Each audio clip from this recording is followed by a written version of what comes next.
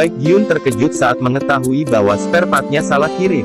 Dari Jepang harusnya dikirim ke Korea, tapi ini malah dikirim ke Afrika, dan pengiriman dari Afrika ke Korea membutuhkan waktu 5 hari. Baek Gyun menerima telepon dari Min Kyu yang memuji hasil karyanya. Mereka senang, tapi keadaan berubah saat Min Kyu meminta agar Aji 3 dikirim lagi ke rumahnya besok. Dia sendiri yang akan melatih Aji 3. Baek Gyun mencari-cari alasan, bahwa mereka harus pindah karena sewa tempat habis, baterai Aji 3 harus dicas selama 12 jam sehari dan harus dilakukan di laboratorium, tidak mengizinkan orang lain untuk membawa-bawa Aji 3. Min Kyu, bukankah aku pemilik Aji 3? Baek Gyun, aku juga pemiliknya sampai kontrak ditandatangani. Aku akan mengirimnya setelah 1 minggu. Min Kyu lalu menerima balasan email tentang dokumen almarhum Park Sung Jin, ketua Daeyang Shipbuilding sebelumnya. Sekretaris Jo kembali bertemu kepala kontribusi sosial yang bercerita tentang julukan lain yaitu Sungai Jordan yang akan membawamu pada kematian. Direktur Kim Min Kyu merupakan putra dari ketua pertama KM Finance.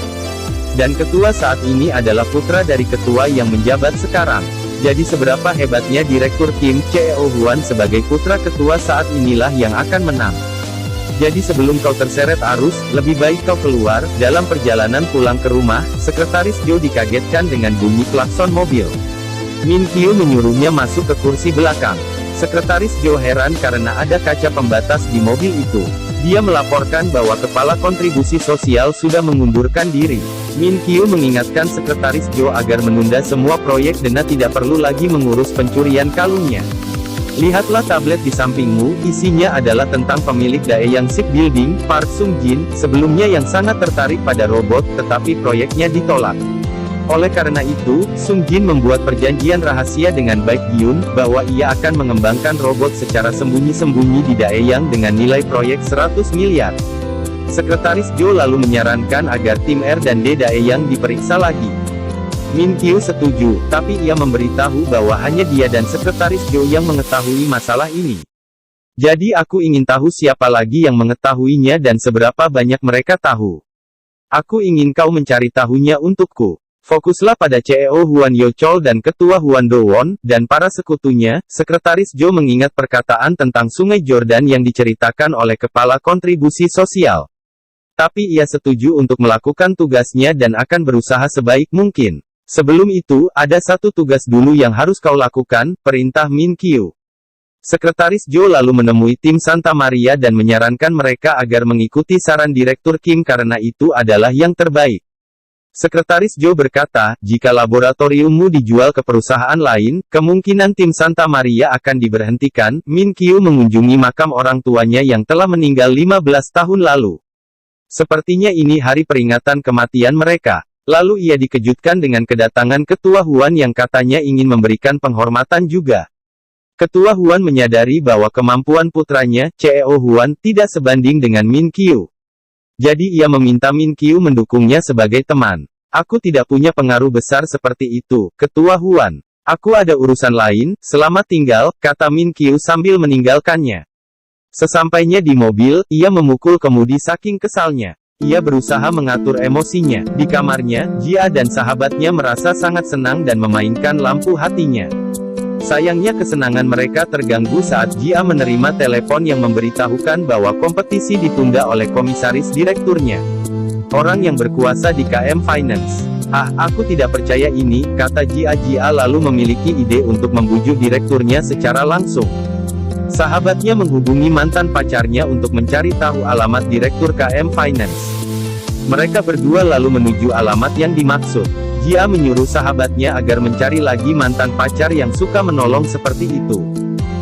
Sesampainya di depan gerbang, mereka bingung bagaimana caranya agar proposal Jia sampai ke mejanya. Saat datang sebagai Aji 3, Jia berada di dalam peti, jadi ia belum tahu kalau itu rumah Min Kyu. Saat mereka mencari bel, pintunya terbuka sendiri dan melihat sebuah mobil yang akan masuk. Saat melihat yang menyetir mobil adalah Min Kyu, Jia langsung menyembunyikan wajahnya. Jia, apa yang dilakukan si brengsek itu di sini? Apa si brengsek itu bos KM Finance? Malam harinya di kamar, Jia bicara sendiri. Mengapa berbagai hal buruk terjadi padanya secara beruntun? Aku dipukul, disebut pencuri, menjadi korban pelecehan. Siko itu bosnya, Jia lalu menelep sahabatnya, Sun Hye. Ia bercerita bahwa ia telah menyelamatkan nyawanya, berarti Direktur Kim berhutang padanya. Yang melakukan itu adalah si robot, bukan kau, kata Sun Hye. Kakaknya memanggil, dan bertanya dari mana Jia berhasil mendapatkan uang untuk membayar hutangnya. Tapi Jia tidak bisa mengatakan yang sejujurnya. Kakaknya lalu masuk ke kamar dan mencari-cari sesuatu. Lalu ia melihat lampu hati Jia. Jinbae, inikah yang bernilai $10.000? Jia, opa, jangan sentuh itu, pukul saja aku. Jinbae, dari mana kau dapat uangnya? Katakan yang sejujurnya. Jia, sudah kubilang, aku kerja sambilan, kau tidak mau mengatakan yang sebenarnya? Jinbae lalu membanting lampunya. Kalau kau tidak mau mengatakannya, pergilah. Ambil sampah itu dan pergi. Jia lalu mengambil pecahan lampunya. Ia sangat sedih karena lampu hati itu adalah harapan terakhirnya. Aku bosan melihat barang-barang antikmu. Kalau kau mau melakukan apa yang kau mau, pergilah ke tempat di mana aku tidak bisa melihatmu. Baiklah, aku akan pergi. Aku tidak bisa tinggal denganmu lagi, kata Jia sambil menangis. Jia sudah membawa barang-barangnya. Kakak ipar menyusul dan melarangnya pergi. Tapi Jia bilang ia akan pergi ke rumah Sun Hye. Teknisi menelepon dan mengabarkan bahwa pemilik tempat meminta mereka mengosongkan barangnya hari ini karena sewanya habis. Jia lalu pergi ke sana. Teknisi sudah memisahkan barang-barangnya, ia menyarankan agar Jia menjual barang-barangnya dengan murah. Jia lalu membawa barang-barangnya dengan gerobak dan berhenti di pinggir jalan untuk menjual barang-barangnya. Ia menawarkan barangnya dengan harga $30. Tapi sampai harganya diturunkan jadi $10 pun tetap tidak ada yang mau membelinya. Jia lalu melihat seorang anak yang memainkan mobil mainan. Flashback, ayah Jia adalah seorang mekanik. Jia kecil lalu bercerita pada ayahnya bahwa ada temannya yang terluka kakinya, sehingga sulit untuk berjalan. Jia ingin membuatkan roda di sepatunya agar temannya bisa berjalan dengan baik. Dengan bantuan ayahnya, Jia berhasil membuatkan sepatu beroda untuk temannya. Ayah berkata, sama seperti ayah yang memperbaiki mobil, kau akan menjadi seseorang yang melakukan sesuatu untuk membantu orang lain. Kau pasti bisa, aku yakin. Jia sedih mengingat kenangan itu. Di rumahnya, Min Kyu melihat laporan tentang agenda perusahaannya. Ia melihat data Dae yang akan dijual dengan harga sangat rendah. Jia membawa barang-barangnya menuju ke suatu tempat. Jia pergi ke kafe Sun Hye. Ia menyentuh lampu hatinya, apakah kau di sana? Jia dan Min Kyu sama-sama tidak bisa tidur. Mereka sibuk dengan pikirannya masing-masing. Keesokan harinya, Jia menerima pesan dari Sanit. Kami semua di sisimu, Jia, jangan marah. Bisakah kau menjadi robot kami untuk beberapa hari lagi? Jia keluar dari kafe sambil menelepon Sun Hye dan memberitahu kalau ia akan kembali ke tempat Min Kyu dengan tujuan agar nantinya ia dapat memproduksi lampu hati dan menjualnya. Sun Hye, bagaimana kau melakukannya? Jia, akan kutunjukkan betapa memuaskannya mendukung para pemula untuk memulai bisnis. Aku akan membuat si brengsek ini mengubah keputusannya. Tim Santa Maria sedang mengepak barang mereka. Baik Hyun menyesal karena sudah memarahi Jia sebelumnya. Pai berkata, biar saja kita jadi penghuni liar di sini, dia tidak akan mengusir kita kan? Sanik berdiri dan berkata, jangan buang waktu lagi, ayo kita memohon pada Jia. Lalu bel berbunyi. Jia datang, aku akan bekerja untukmu, secara gratis. 1 minggu, katanya pada Baik Hyun. Pai dan yang lainnya sangat lega. Sanik kesal karena Baik Hyun malah menanyakan apa alasan Jia bersedia melakukannya. Jia, alasanku adalah, aku menerima terlalu banyak uang, jadi aku merasa bersalah. Baik Hyun, aku kira kau mengkhawatirkan aku. Jia, dengan satu syarat, aku butuh makan dan tempat tinggal. Baik Hyun lalu mengatakan bahwa mereka akan pindah. Tim Santa Maria dibantu tim jasa pindah, meninggalkan Dae Yang. Lalu datang 2 orang berpakaian serba hitam. Sekretaris menerima kabar bahwa tim Santa Maria menghilang, dan ia melaporkannya pada Ketua Huan.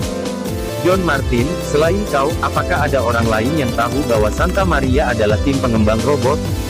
Jika tidak ada, bagaimana mereka membatalkan rapat di malam sebelum kontrak ditandatangani? Ketua Huan, putraku saja tidak tahu. Hanya aku yang tahu tentang ini. John Martin, aku sudah menyelesaikan bagianku. Sekarang saatnya kau untuk menyelesaikan perjanjian ini. Kapan Aji 3 menjadi milikku? Ketua Huan, aku pastikan aku akan mendapatkannya tak lama lagi. Rombongan tim Santa Maria sampai di rumah Min Kyu. Mereka sangat senang bisa tinggal di tempat seindah itu. Tukang kebun datang dan memberitahu bahwa tempat mereka bukan di sini. Ia lalu menunjukkan tempat tinggal tim Santa Maria. Min Kyu mengawasi dari atas. Selamat datang di rumahku, gumam Min Kyu. Tukang kebun membawa mereka ke sebuah gudang. Ia ternyata kepala pelayan, dan sepertinya dia pelayan satu-satunya. Haha, kepala pelayan menjelaskan aturan yang harus dipatuhi tim Santa Maria selama mereka tinggal di sana. Peraturan pertama adalah walaupun tempat ini luas, mereka hanya boleh pergi dalam radius 20 meter dari tempat mereka berada sekarang. Sebuah tas bergerak-gerak dan kepala pelayan bermaksud membukanya, tapi Pai mengalihkan perhatiannya dengan bertanya apakah mereka boleh memesan makanan. Kepala pelayan menjawab, tentu tidak boleh, kami akan menyiapkan bahan makanannya dan kalian bebas memasaknya. Kepala pelayan pergi setelah berpesan agar mereka juga memperhatikan peraturan lain yang sudah dia tulis. Oktal lalu membuka tas yang tadi bergerak sendiri. Lalu Jian keluar dari sana. Kita akan tinggal di sini, dia tinggal di mansion dan hanya memberi kita gudang ini. Pelit sekali dia. Ia lalu berlari ke arah jendela untuk mengecek apakah bisa melihat Min Kyu dari sana, tapi Baek Gyun melarang karena Min Kyu dapat melihatnya.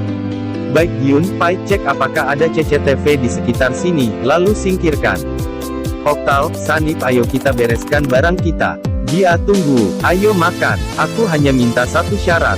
Kau setuju untuk memberiku tempat tinggal dan juga makanan? Sambil menunggu makanannya matang, mereka membicarakan tentang si robot kecil yang bernama Beetle. Dia bisa berkeliling, menerima sinyal Wi-Fi dan membawakan barang. Dia adalah anggota terlucu dan termuda di tim kami. Oktal dan Senior Pai membuatnya bersama, kata Sanip. Jia, Senior, itu berarti Pai lebih tua darimu. Kau pasti mulai sekolah lebih awal dari teman sebayamu.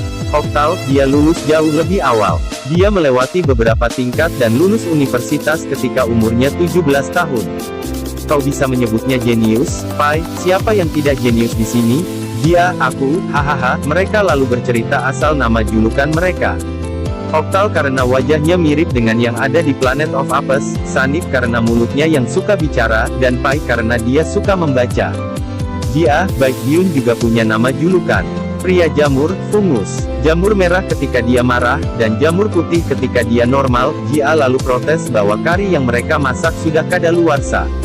Tapi Sanip bilang mereka pernah makan yang sudah kadaluarsa 2 bulan, dan rasanya masih enak. Mereka membuatnya hampa udara, jadi baik-baik saja sampai 6 bulan setelah kadaluarsa, kata Baek Gyun.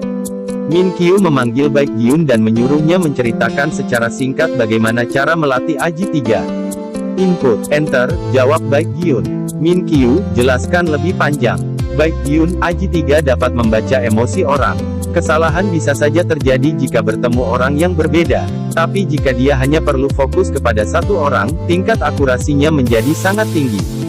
Semakin banyak informasi yang dimiliki, semakin mudah dia akan berkomunikasi. Min Kyu bertanya apakah Baek Gyun puas dengan kemampuan Aji 3. Baek Gyun, dia sudah menjadi Aji 3 pribadiku. Dia lebih baik dari manusia. Min Kyu, aku setuju dengan pendapatmu bahwa dia lebih baik dari manusia. Jika aku yang melatihnya, apa kau bisa melihat apa yang dia pelajari? Baek Gyun berkata bahwa Min Kyu dapat mengeset password, sehingga ia seperti dapat membuat ruang operasi terpisah. Min Kyu lalu memulai aktivitasnya dengan mengaktifkan password. Dia menyebutkan kata SANDWICH. Aji 3 asli berkata bahwa password itu tidak diperbolehkan, dan meminta Min Kyu untuk mencari kata yang lain. Flashback, saat diputuskan oleh Jia dulu, Baek Gyun sedang makan sandwich. Jia malah berkata bahwa password SANDWICH diterima. Baek Gyun tidak bisa berbuat apa-apa. Min Kyu berkata bahwa ia akan memberi hadiah untuk Jia karena sudah menyelamatkan nyawanya. Dia menunjuk dada Jia, aku akan membuat ruang pribadiku di sini. Jangan biarkan orang lain masuk. Hanya aku yang diizinkan masuk. Aku akan melatihmu, dan kau akan menyimpan informasi mengenai diriku di kepalamu. Mulai sekarang, kau hanya perlu fokus padaku.